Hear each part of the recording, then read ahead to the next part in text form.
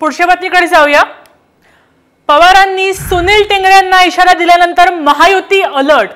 महायुतीच्या नेत्यांची गुप्त बैठक, सुनील टिंगरेंसोबत फडणवीस अजितदादांची बैठक, वडगाव शेरीची जागा बदलण्यावर चर्चा होते।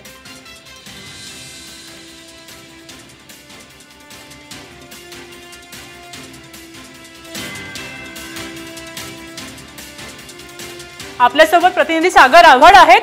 सागर, आता काय महायुतीकडून तयारी करण्यात आली आहे? नक्कीच आपण जर पाहिलं तर वडगाव शेरीमध्ये शरद पवारांची सभा ही मागील हप्त्यामध्ये झाली होती आणि त्यानंतर वडगाव शेरीचे जे आमदार आहेत सुनील टिंगरे यांच्या विरोधात शरद पवार यांनी बातचीत केल्यानंतर राष्ट्रवादी आणि त्याचबरोबर भाजपमध्ये या जागेवरून वाद सुरू होता आणि आता ते पुन्हा एकदा गुप्त बैठक जी आहे महायुतीमध्ये या जागेबाबत झालेली आहे आणि पुन्हा सर्वे सुरू झालेला आपल्याला पाहायला मिळतोय।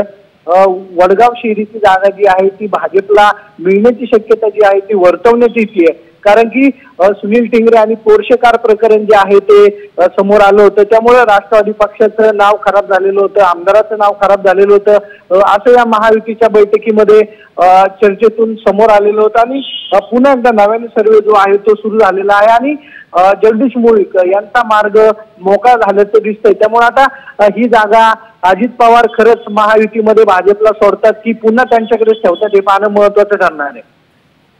थँक्यू सागर आपल्या प्रतिक्रियेसाठी।